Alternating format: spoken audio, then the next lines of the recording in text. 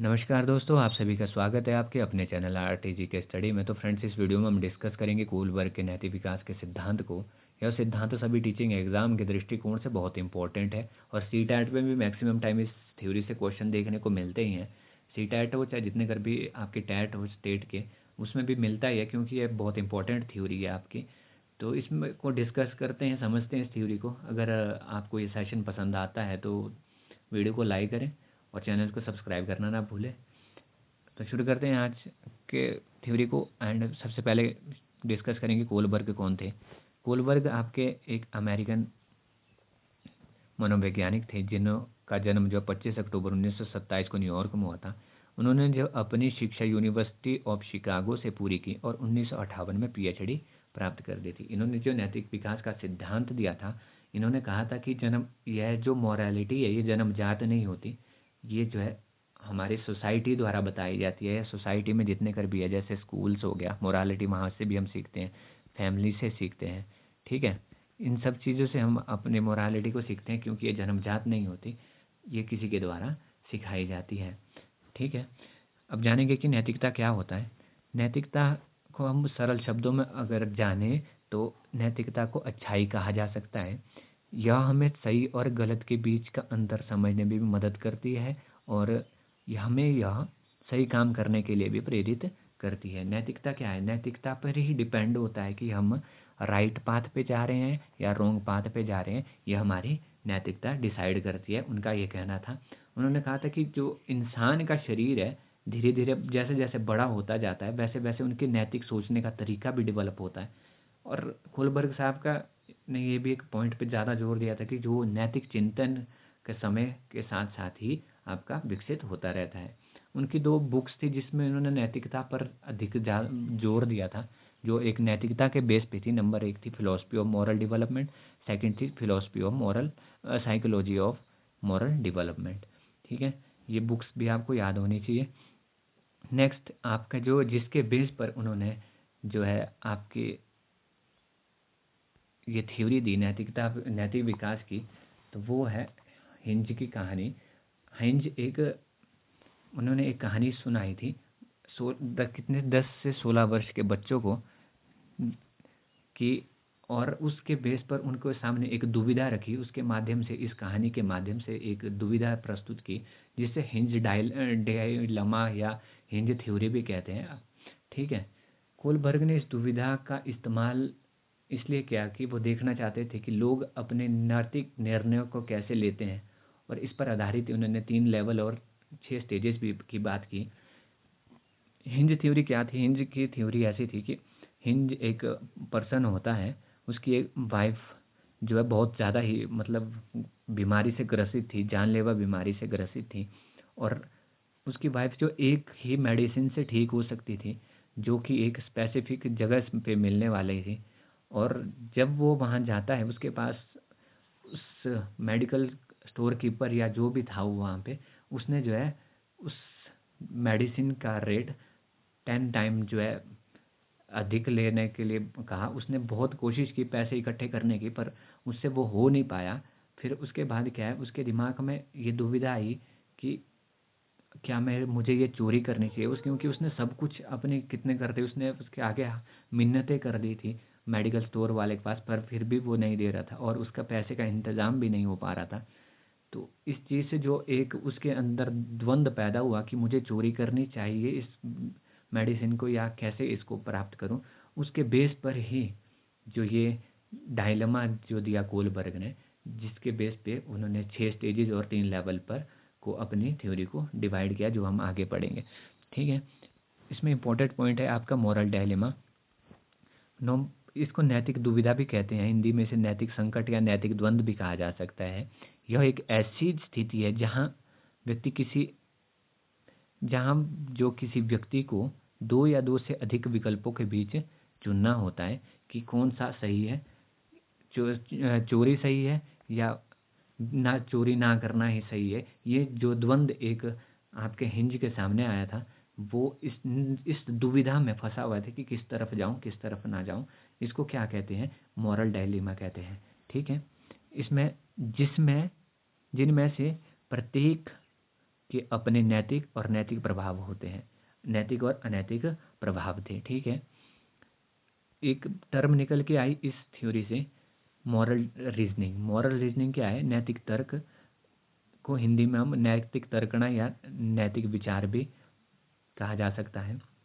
यह एक प्रक्रिया है जिसमें व्यक्ति नैतिक मुद्दों पर विचार करते हुए निर्णय लेते हैं और इसमें नैतिक सिद्धांत, मूल्य और नियमों का उपयोग करके सही और गलत के बीच में अंतर शामिल करना होता है। इसके मॉरल रीजनिंग क्या है?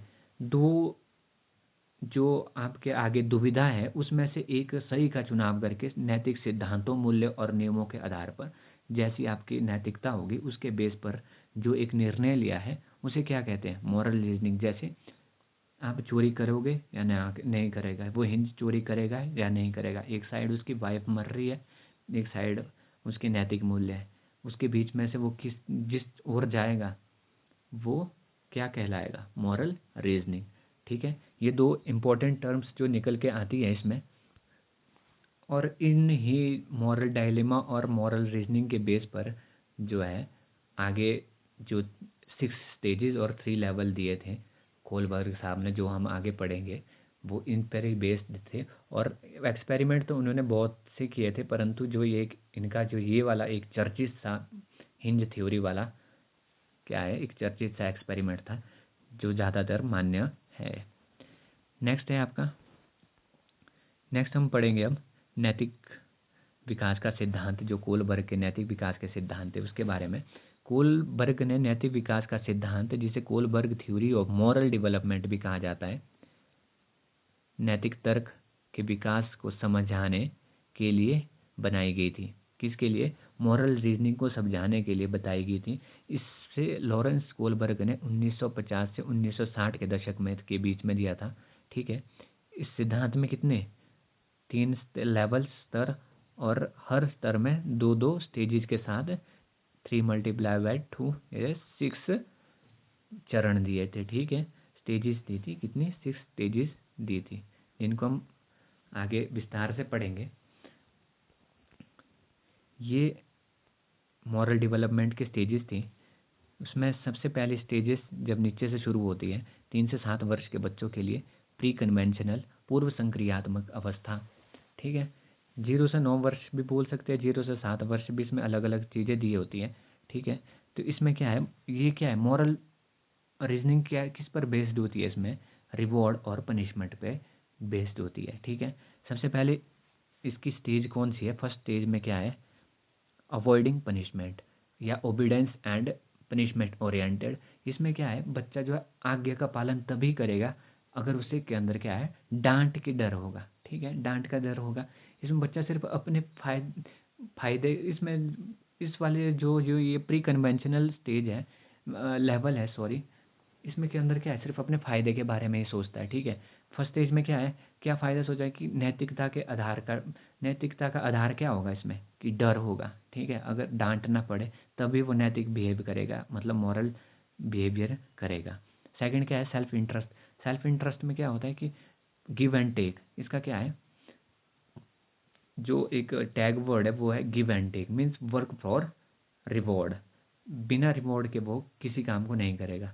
ठीक है, मैंने अगर ये कार्य किया तो मुझे क्या मिलेगा, ये चीज़ इसमें बच्चा ज़्यादा इस पर फोकस्ड होता है। ठीक है, सही गलत उसके फ़ायदे पर ही निर्भर करेगा। ठीक है, नेक्स्ट स्टेज है आपकी गुड बॉय एटीट्यूड या गुड गर्ल एटीट्यूड। इसको गुड बॉय या गुड गर्ल एटीट्यूड भी कहते हैं। इसमें क्या होता है कि यहाँ पर वो क्या है, लोगों को सामने क्या अच्छा इंसान बनने के लिए कार्य करता है, नैतिक बिहेवियर करता है। ठीक है, फिर नेक्स्ट है आपके लॉ एंड ऑर्डर मॉरलिटी। इसमें जो है सही और गलत का पैमाना होता है।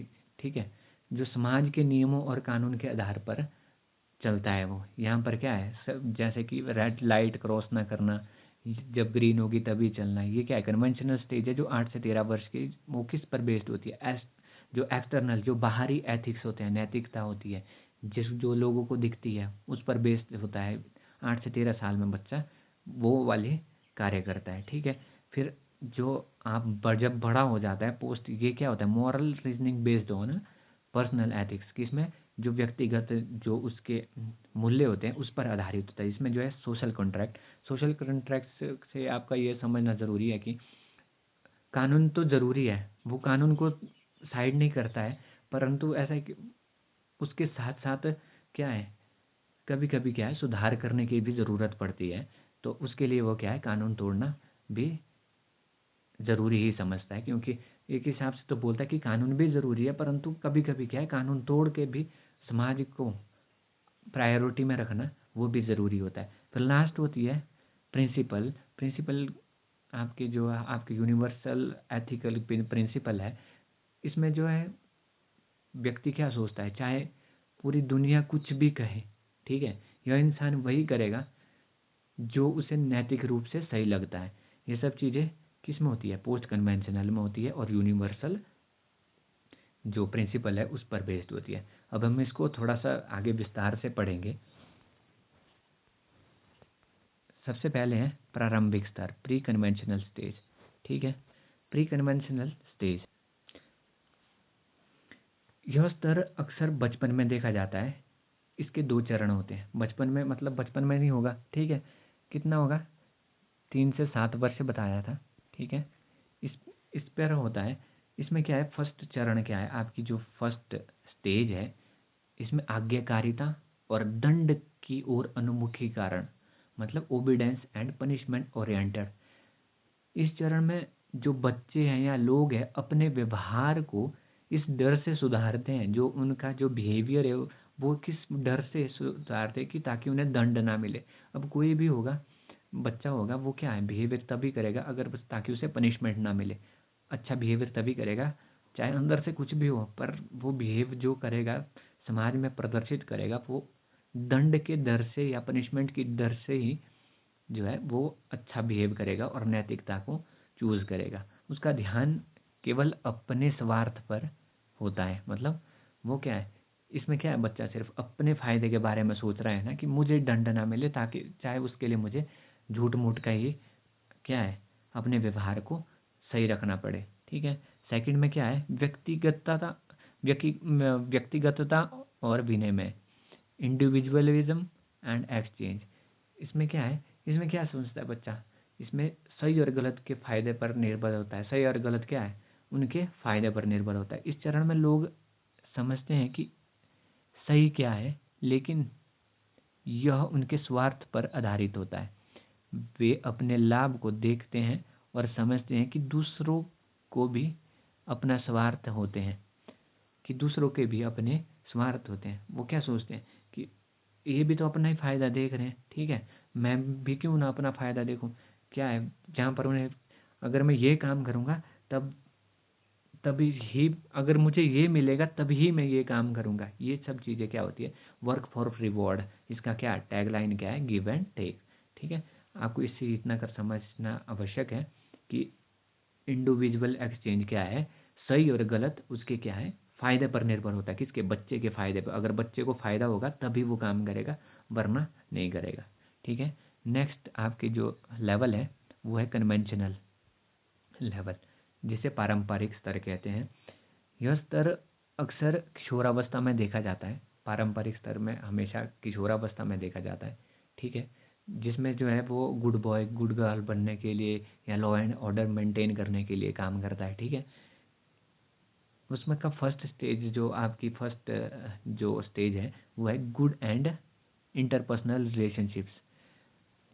इस चरण में लोगों का ध्यान दूसरों के दृष्टिकोण पर होता है। उनका उद्देश्य यह होता है कि दूसरे लोग उन्हें पसंद करें और समझे कि वे अच्छे दोस्त हैं, ठीक है।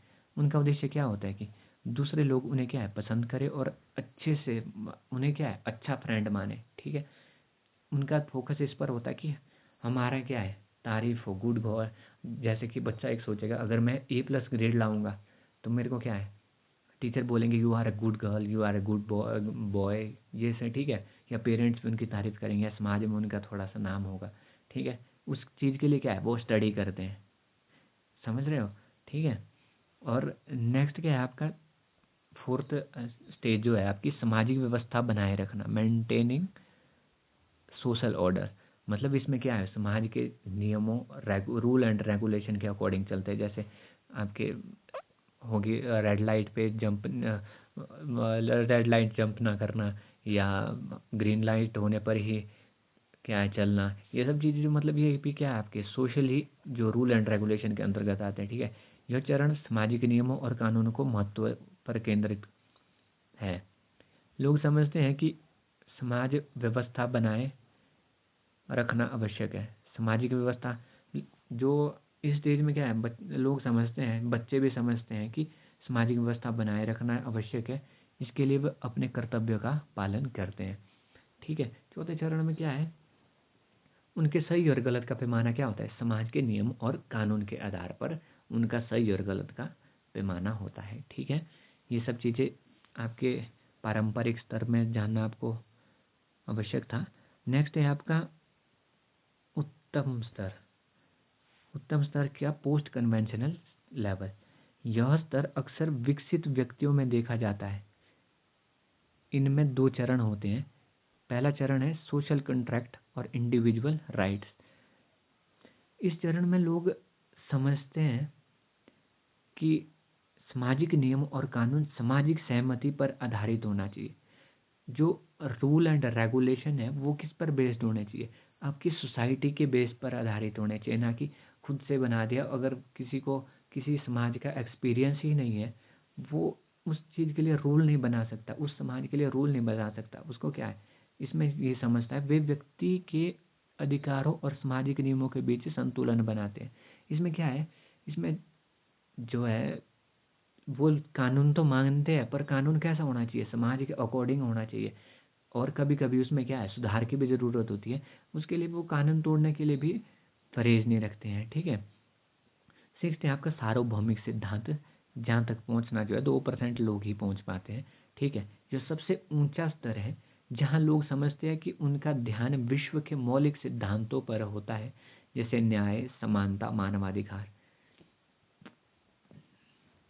यहाँ व्यक्ति जो है व्यक्तिगत दर्शन के आधार पर निर्णय लेते हैं। यह व्यक्ति क्या है, अपने व्यक्तिगत दर्शन के आधार पर जो है निर्णय लेते हैं।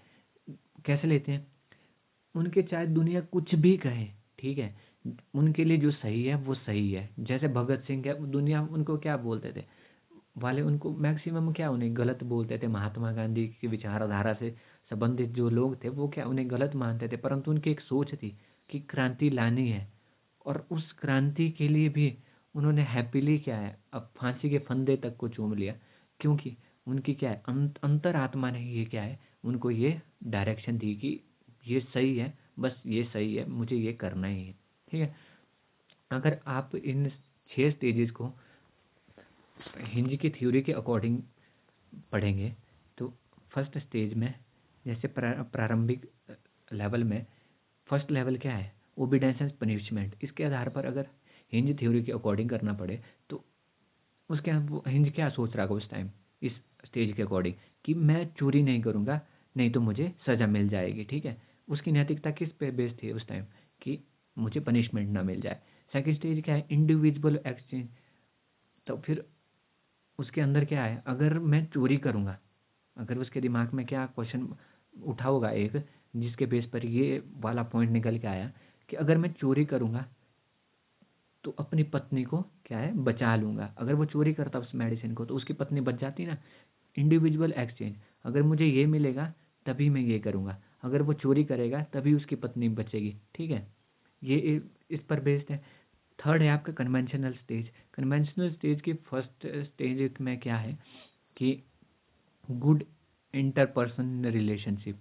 ठीक है, गुड इंटरपर्सनल रिलेशनशिप में क्या है कि उसमें वो क्या है, गुड बॉय गुड गर्ल बनने की जो एक जो स्टेज है, इसमें अंतर्गत क्या है, अगर अच्छे पति को क्या है अपने पत्नी की मदद करनी चाहिए, उस समय क्या उसके दिमाग में चल रहा होगा, जिसके बेस पर ये पॉइंट निकल के आया आपके गोलबर्ग साहब के दिमाग में कि एक अच्छे पति को क्या है अपनी मदद करनी चाहिए। ठीक है, चौथे स्टेजेस में क्या सोचेगा वो कि मेंटेनिंग सोशल ऑर्डर। ठीक है, कानून के अनुसार चोरी गलत चीज़ है, इसलिए वो चोरी नहीं करनी चाहिए। ये उसके क्या है, ये रूल एंड रेगुलेशन के अकॉर्डिंग उसके दिमाग में आया होगा कि अगर मैं चोरी करूँगा, ये कानून के अनुसार गलत है, ये मुझे इसलिए मुझे चोरी नहीं करनी चाहिए। फिफ्थ स्टेज में क्या है, फिफ्थ स्टेज में आपके क्या है, सामाजिक अनुबंध या सोशल कॉन्ट्रैक्ट या इंडिविजुअल राइट। इसमें क्या है, कानून ज़रूरी है बट ज़िंदगी बचाना भी ज़रूरी है। इसमें क्या सोच रहा है कि कानून तो एक जगह अपनी जगह है, पर अब मेरी एक पत्नी है, उसके लिए क्या है, उसके लिए चोरी भी ज़रूरी है। ठीक है, ज़िंदगी तभी बच पाएगी अगर चोरी करूँगा। तो क्या है, उसने उसको वहाँ पर क्या है, चोरी को भी क्या है, ज़रूरी समझा। फिर लास्ट क्या है, यूनिवर्सल प्रिंसिपल। इसमें जो है इंसान की ज़िंदगी बचाना ही नैतिक कर्तव्य है, चाहे हर इसके लिए कानून ही क्यों ना तोड़ना पड़े। ठीक है, कानून ही क्यों ब्रेक क्यों ना करना पड़े। इसके लिए क्या है, जो ये यहाँ तक पहुँच जाता है 2% लोगों में, तो उसके लिए क्या होता है कि नैतिक कर्तव्य हमारा इंसान की ज़िंदगी बचाना है। कानून तब बनता टूटता है, समाज के अनुसार चलता है। इसलिए कानून को तोड़ना, अगर तोड़ना भी पड़े तो तोड़ना है, से हमें ये फरेज नहीं रखना चाहिए। ठीक है, ये थी आपके को लॉरेंस कोलबर्ग की थ्योरी। इसको हमने हिंज की स्टोरी के अकॉर्डिंग भी पढ़ा और अदर एग्जाम्पल के मदद से भी पढ़ा। अब इनकी थोड़ी सी क्रिटिसिज्म हुई थी इसको लेकर कि किस किस ने की थी, ये हम देखेंगे और इसके बाद हमारी वीडियो का अंत हो जाएगा और हमारा टॉपिक क्लोज हो जाएगा। ठीक है, इसकी आलोचना करने वाले प्रमुख मनोवैज्ञानिक कैरोल गिल्गन और अल्बर्ट बंडूरा थे।